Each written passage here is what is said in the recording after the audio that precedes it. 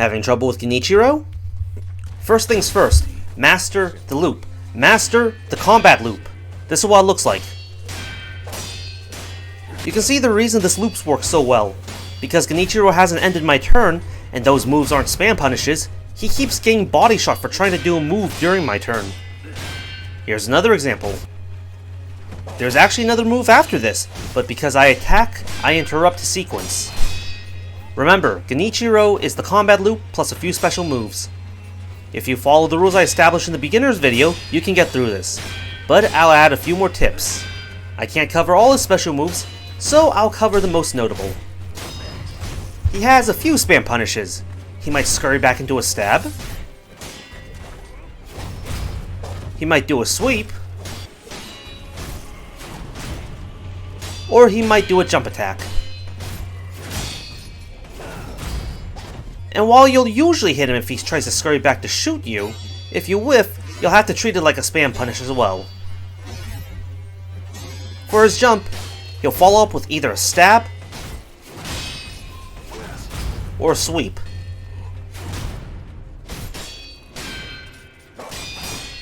There are actually a few counters depending on how you want to play. Remember what I said in the beginner's video, this game has multiple solutions to every problem. You could take the direct approach, parry the jump, then counter the follow-up. However, identifying if it's a stab or a sweep might be tricky because of the dust thrown up. Use the glint. If the glint is centered and barely moving, it's a stab. And if it's offset and moving a lot, it's a sweep.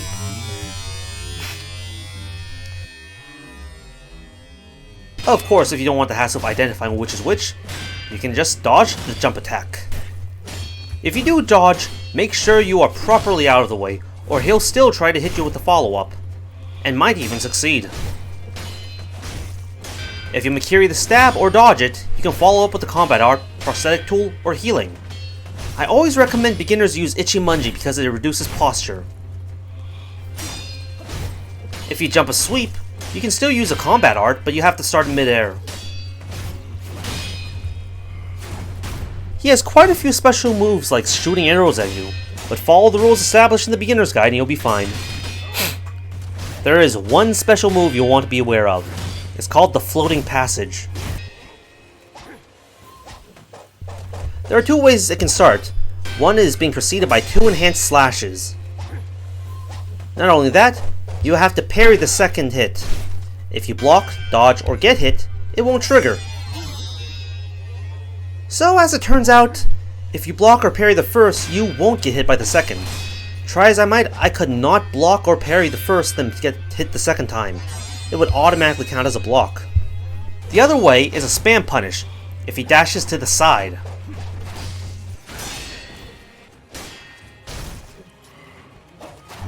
Okay, the floating passage is coming. Now what? Well, you can parry through it.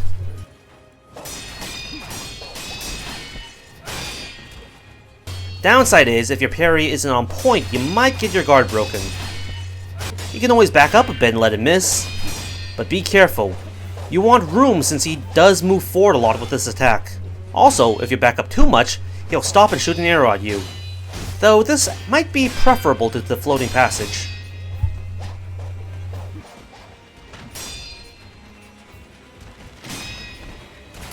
If you know it's coming, you can interrupt it.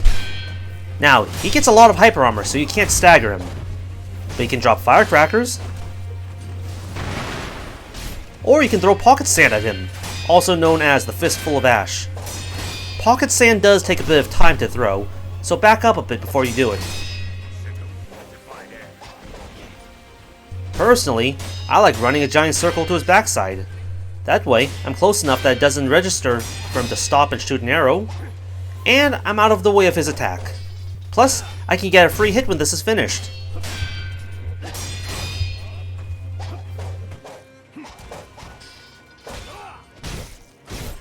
If you heal at a distance, he'll try shooting you with a charged shot from his bow. Sure, you can block it, but you get enough time you can just dodge it. Third phase is largely identical to his previous two, but he has a few new tricks. His old moves all still exist, but now he might do new versions of them. I stress might, meaning don't assume he won't do his old moves as well. After his floating passage, if you parry the last hit, there's a chance he'll do a stab afterwards. Note I said chance, so see if he goes for it. Or you can do any of the other counters I recommended above and not have to worry about it. His slam attack, instead of going for a stab or a sweep, he might just do a normal attack. It might look like a sweep, but it's not. Afterwards, he might follow up with a stab. But his most notable are his lightning attacks. He might leap into the air and shoot from his bow, or he'll use his sword. If he's shooting from his bow and you're close enough, he'll miss entirely and you can keep wailing on him. You can't do this for the sword though, and you have to be close enough for the arrow to miss. Too far and he'll hit you. Or I should say he might hit you because his aim kinda sucks. Okay, the tip for redirecting lightning. You want to be going upwards when you get hit. You don't have to block or anything. Just make sure you're off the ground. Then once you catch the lightning, attack while you're falling down. Good news is that when getting struck by lightning, it launches you up. In the game, not in real life. No matter what you do, do not attack until you are falling back down. If you are attacked before you catch the lightning, or before you are falling, it won't count. But make sure you attack before you hit the floor. Now, you might be asking, can I stop him from doing lightning with firecrackers? I wouldn't recommend it. In this phase, if you heal, he'll try to stab you, so you may want to make distance first. You still can get the heal off, and even have enough time to Makiri. Alright, let's put it all together. Face me, Shinobi.